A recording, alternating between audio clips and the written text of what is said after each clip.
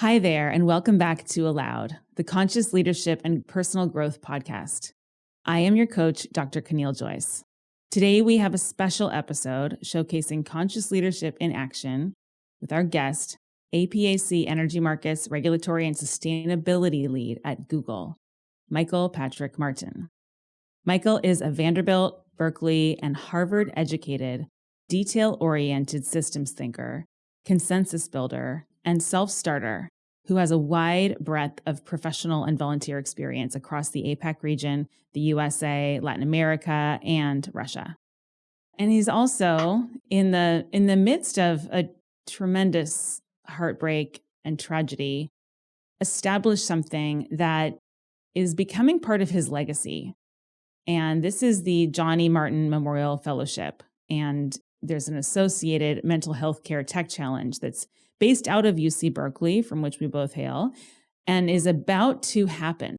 Now, Michael, along with his family and friends, fellow Googlers, business Haas alumni, students, faculty, and administrators are all passionately putting together this Google-sponsored event, the Berkeley Haas John E. Martin Mental Health Care Challenge. It consists of a multi-round business case competition, a multimodal speaker series, and outreach programming that includes the HBCU Pathways and Partnership Workshop. And that works to broaden diversity, equity, and inclusion, promote advocacy, and establish strategic alliances. You can learn more about the Mental Health Care Challenge at Healthcare at Haas. And I would say also for those of you out there who are leading organizations, founders, board members, people of influence in the business world, obviously, my life is dedicated to supporting the mental health and well-being of business leaders because I see business as it's really the critical institution in most of our lives. And it's the one that, if there's something happening to us, often it's happening to us in the context of, business and organization, whether we're, working inside of the business or we're the recipient of its goods, services, and impact. We have a shared responsibility here that is very much held at the individual level. And if you are a leader and you care about mental health, I'm sure that you're aware that there are areas where your organization could be taking more responsibility from a more creative place of choice that would have genuine impact and something that you can be proud of and feel in integrity with. And this is a real time of change. There's a window of opportunity here where, as business leaders, we can step into choosing to make a difference. And we've never had more support than now. So I really encourage you, reach out to me, certainly reach out to Michael and contact the institution. I know that there's a roadmap ahead, and not all of that is fully public yet.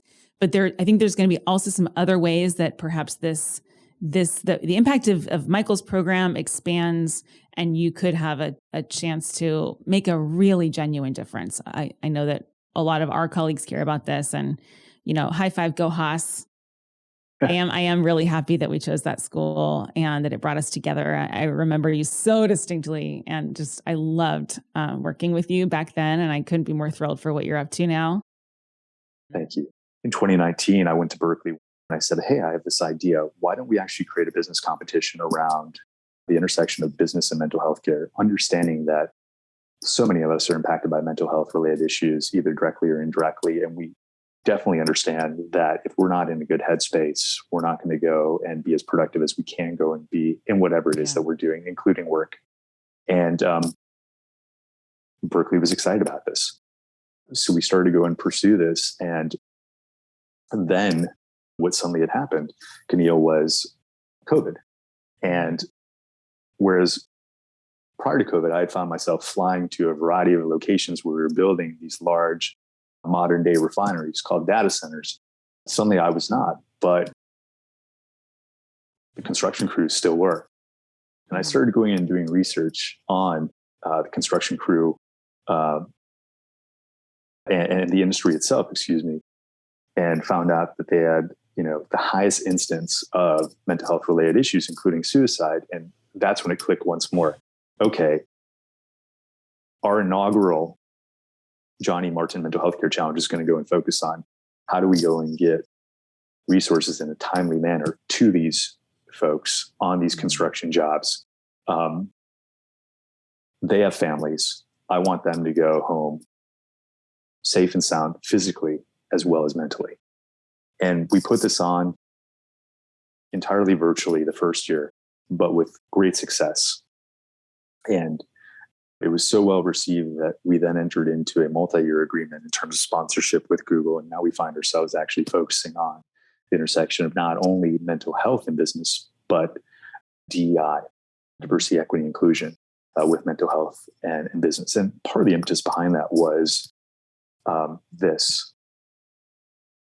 In 2020, after certain events had transpired in the States and abroad, there was a growing want to go and create workforces that resembled our communities at large. Yeah. But the benefits offerings were trailing. So with that thought in mind, that's where our focus for the 2021 challenge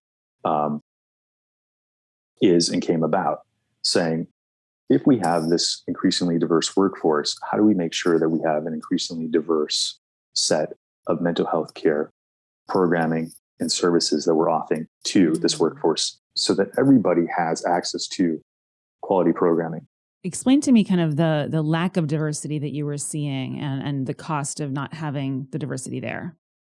Well, it's interesting. I mean, and unfortunate. I mean, the stats are clear that in terms of, anxiety and other mental health care related issues, you see over-indexing in women.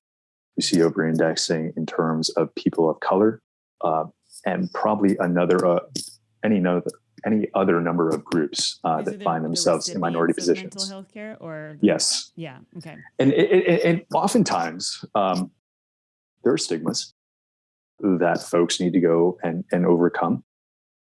And oftentimes, folks have done this tremendous thing. They've actually said, I want to go and get help. Yeah. But the help that they're finding is not actually speaking to them from a cultural experience. Mm-hmm. Maybe it's the kid that grew up in an immigrant family. Maybe it's, a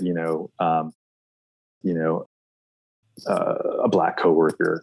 Maybe it's, somebody who's part of the, LGBTQ, community. Maybe there's some intersectionality at play there. It's finding these different offerings that speak to each of those groups, because in a sense, the idea is that the team is only as strong as its weakest link. And particularly when you find yourselves in stressful environments, you want to go and make sure that the team, the very nature of the word team, not individual, that the team is strong. So this is actually where that want comes from. And we don't have the solutions. We are working towards them. We are on this journey. And the thing that's so exciting about the challenge is you have teams from around the world, teams from many wonderful institutions across the US, focusing on this issue and coming at it with, a fresh perspective. And it's that fresh perspective that generates a lot of novel and effective solutions that are maybe only in concept mode, but there's something there. And then those wonderful ideas can go and be built upon into, that ultimate solution that's actually going to go and help address this problem far better than what it is today. Michael, I'm really excited about the next 5 years of the challenge that you've already planned out. I know there's much more than the one challenge and the one event. Yeah. But I think that there might be an opportunity for some of our listeners to get involved further. Maybe just share a little bit about what's to come and how our listeners can tap into what you're offering. Well, one of the best things to go and do is to go and visit the Haas Healthcare Association, which is the student-run organization that's part of the Institute for Business and Social Impact at the Haas School of Business at Berkeley. And on their webpage, you'll find details about this challenge in terms of what we're doing in the here and now and what we're working to go and do in the long run. And what we're working to go and do in the long run is continue to go and build off of past success. So we're focusing on themes right now and building out from there. What we know is that, we want to go and focus on women and mental health. We know that we want to go and focus on veterans and mental health. We want to go and focus on how mental health is impacted by one's age. We want to go and focus on how mental health is impacted by one's setting, be it urban, be it rural. These are all opportunities for us to go and grow and learn. And those are some of the many things that we're going to go and be focusing on in the years to come. Yes. Fantastic. Is this something that if you're not a member of the Berkeley or Haas community, that is there some way to participate or to get? Absolutely. I welcome you to actually go and email the team over at Berkeley and express your interest. We have a great deal of interest in terms of folks that are actually committed to that which we're committed to, improving the quality of and access to. And if you have an aligned value there, then we welcome you to actually go and connect with us, and we'll figure out what are the next steps, whatever they may be from there. Great. Now we wanted to do like a brief promo. I think we have 1 minute left. Well, let me go and do this as succinctly as possible. Okay. What do we have coming up? We are in the midst of reviewing the wonderful solutions that our semifinalist teams have developed in response to our semifinal case prompt. And in very soon order, we will go and identify the 6 teams that will be moving on to the finals to go and compete for $25,000 in prize money in the final round that are going to take place in Berkeley, California on December 3rd, 2021. Amazing. Thank you. This was awesome. Great work dropping in. I think this is going to impact a lot of people. Thank you for giving me the opportunity, Caneel. I always appreciate it.